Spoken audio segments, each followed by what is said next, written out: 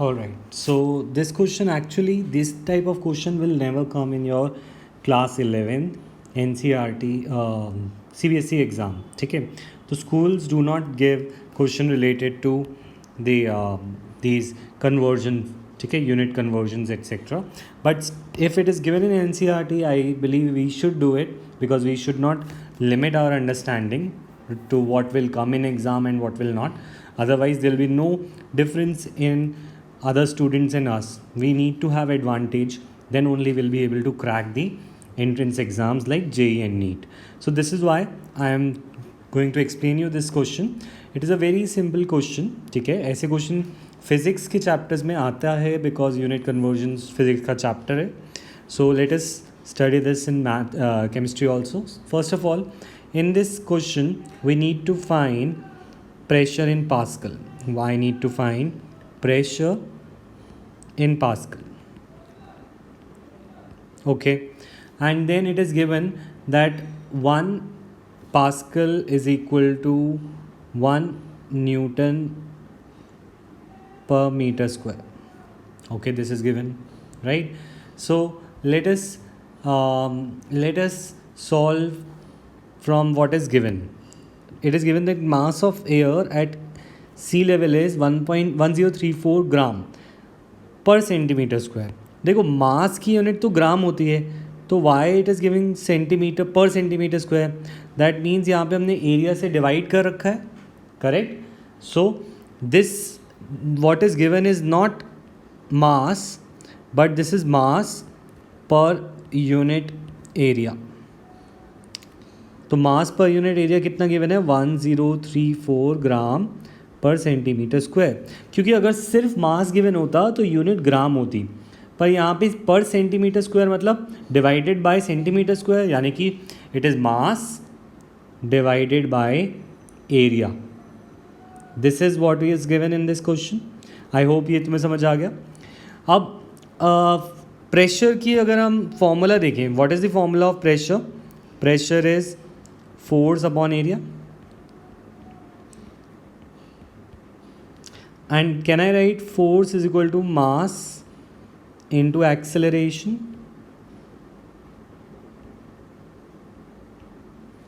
Upon area. और इसको मैं अलग कर दूं, can I write mass upon area into acceleration. ठीक है. अब मुझे एक बात बताओ, यहाँ पर क्या हमारे पास एक्सेलरेशन गिवन है? No, acceleration is not given. तो एक्सेलरेशन क्योंकि यहाँ पर बोला जा रहा है सी लेवल पे एयर का मास ही है, तो what we are going to find is we need to find acceleration. But acceleration जो यहाँ पे होगी it will be acceleration due to gravity. क्यों? क्योंकि अगर तुम सी लेवल पे जा रहे हो, सी लेवल पे, तो सी लेवल पे एयर जो है, हवा है ऊपर, इसके अंदर, इसके ऊपर कौन सा एक्सेलरेशन लग रहा होगा? एक्सेलरेशन लग रहा होगा एक्सेलरेशन ड्यू टू ग्रेविटी, क्योंकि वो हर एक मैटर पे लगता है. Understood. So this is what is given. तो मास अपॉन एरिया तो already we are having mass upon area. कहाँ है? ये रहा मास अपॉन एरिया जो हमने सबसे स्टार्टिंग में इसको आइडेंटिफाई किया था. Mass upon area is 1034 gram per centimetre square. Acceleration is we know 9.8 metre पर second square. All right. So अब पॉइंट इज़ कि तुम्हें थोड़ा बहुत knowledge. So as we can see यहाँ पे सब कुछ हमारा ऐसा यूनिट में नहीं है. Grams is not in SI unit and centimetre square is also not in SI unit. Let us convert this into SI unit first. ठीक है. सो इसको कन्वर्ट करने के लिए what I will do, I will use in unit conversion 1034 gram centimetre square. ठीक है.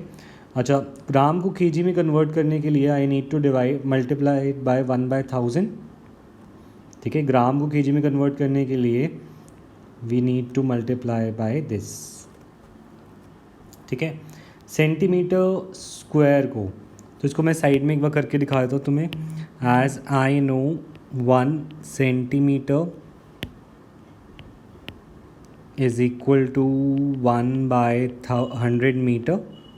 So 1 centimeter square will be equal to 1 by 0000 meter square.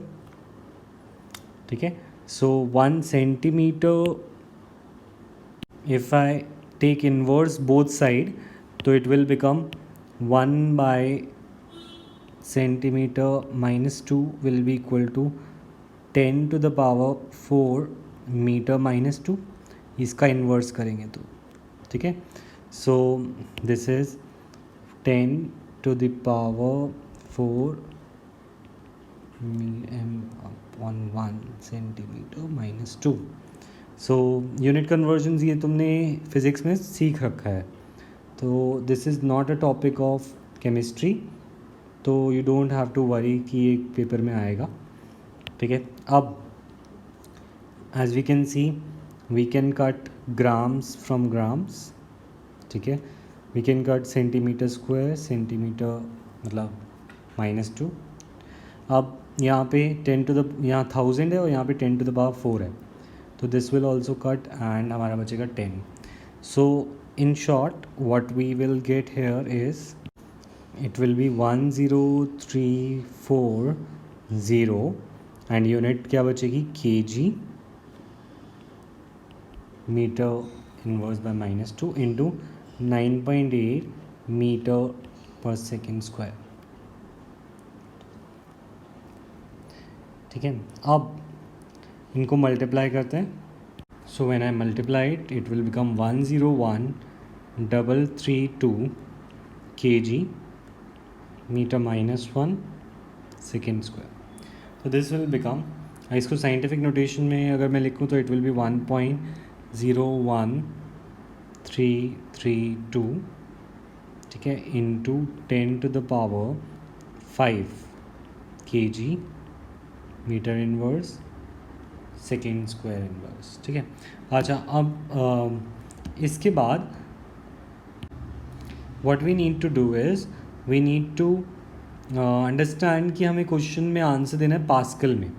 तो pascal और इस यूनिट में हमें रिलेशन चाहिए, क्योंकि प्रेशर तो हमने निकाल लिया. The only thing that is missing is यहाँ पे पास्कल को हमें कन्वर्जन देखना है. तो as we know 1 pascal will be equal to 1 newton per metre square. This is also given in the question. ठीक है.